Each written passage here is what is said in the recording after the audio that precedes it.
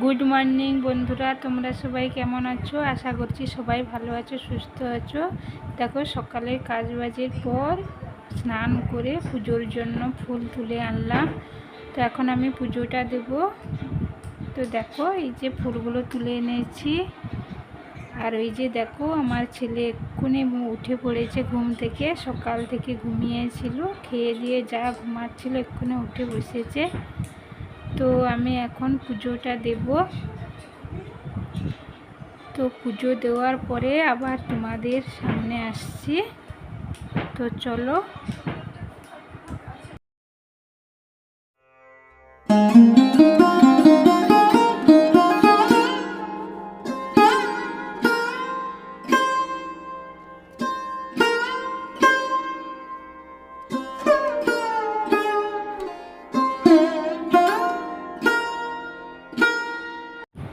তো দেখো পুজোটা দিয়ে একটু মুড়ি খেলাম, দুধ গরম করে একটু মুড়ি খেয়েছি। তারপরে এই যে ছেলেকে ওষুধ খাওয়ানোর বাকি ছিল, তো ছেলেকে এবার ওষুধটা খাওয়াতে হবে, তাই চলে এলাম।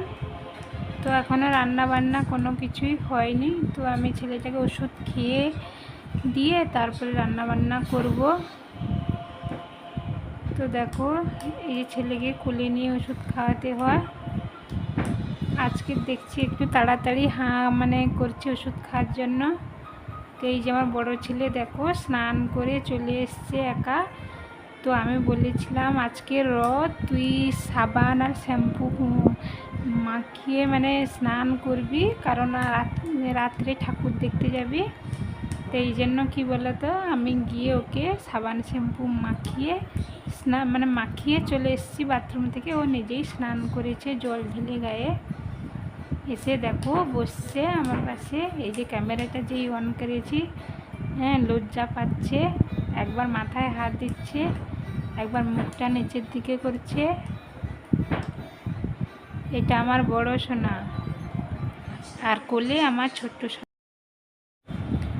তো দেখো এখন প্রায় 11:30 মতো হয়ে গেছে। তো দুপুরে রান্নাটা বসিয়ে দিয়েছি। তো আজকে সেরকম কিছু রান্না বান্না নেই, এমনি আমি পেঁয়াজ কেটে কুমড়ো আলু আর মাছের মাথাটা ভেজে তুলে দিয়েছি। তো আজকের এটাই রান্না, বেশি কিছু রান্না করব না। তো যেটা বাড়িতে ছিল সেটাই রান্না করব। এই যে দেখো মাছের টক করেছি আর এই ঘন্টটা করেছি। একবারেই তোমাদের সামনে এলাম। সন্ধ্যা এখন বাজে 6টা। তো আমি আজকে সন্ধ্যা তো জ্বালিয়ে দিয়েছি, তারপর ছেলেকেও খাওয়ালাম। তারপর দেখো একবারে ছাদে চলে এসেছি। তো আজকে রাত্রে কোনো রান্না বান্না নেই। আর বড় ছেলে তার বাবার সঙ্গে রথ দেখতে গেছে। তো মেলা থেকে যা নিয়ে আসবে সেটা খাওয়া হবে আজকে। তো আমি বলেছি আজকে আমি আর রাত্রে রান্না বান্না কিছুই করব না, যা নিয়ে আসবে মুড়ি আছে এগুলোই খাওয়া হবে। আর জানো তো ছোট ছেলেকে বিকেলে একটু বার করেছিলাম, আর রাস্তা দিয়ে অনেক ছোট ছোট ছেলেরা, পাড়ার ছেলেরা রথ নিয়ে গেছিলো। তো সেখানে আমি রথটা প্রণাম করে নিয়েছি ছোট ছেলেটাকে। আর আমাকে ডাকছিল রথ দেখতে যাওয়ার জন্য। তো আমার শরীরটা তো কয়েকদিন হলো ঠিক ভালো নেই, অসুস্থ ছিলাম। আর এই জন্য কী বলো তো, একা তো আর যেতে পারবো না, ছেলেকে কোলে নিয়ে যেতে হবে। আবার আমার শরীরটাও ভালো নেই, ছেলেকে সে নিয়ে যাওয়া, কোলে করে ঘোরা আমার ভীষণ কষ্ট হবে। এই জন্য কী বলো তো, এই জন্যই যাইনি। বাড়ির সামনের দিক গিয়ে রথগুলো গিয়েছিল, সেখানে প্রণাম করে নিয়েছি, আর ছোট ছেলেটাকেও প্রণাম করে দিয়েছি। আর আমি বাজারে যেতে পারিনি, যেখানে মেলা হচ্ছে। তো বড় ছেলে যবে থেকে জন্ম নিয়েছিল তবে থেকেই আমার জীবনের কষ্ট শুরু হয়ে গেছে। তো কি বলবো তোমাদের, এরকম কষ্ট চলতেই থাকে আমার। কোথাও গেলে ভীষণ কষ্ট হয় দুটো ছেলেকে নিয়ে যেতে।